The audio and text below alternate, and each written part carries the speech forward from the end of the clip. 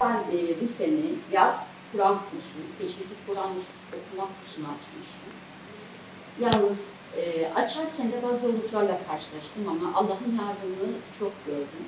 Ben zaten şu kursu açarken Allah'ın yardımını zahiri olarak görüyordum. Öyleyse bu paraların hiçbir kuruşuna ellemeden hepsini Gazze'ye bağış yapacağım. Ve bugün aldığım paraları Gazze'ye bağış yapıyorum. Allah-u Teala rızası için kabul etsin. 10 ayı aşkındır işgalci İsrail terör şebekesi tarafından Gazze'de kardeşlerimiz şehit edilmekte, işkencelere uğratılmakta, bombalanmakta. Buna mukabil Müslüman kardeşlerimiz tarafından da kendilerine yardımlar ulaşılmaktadır.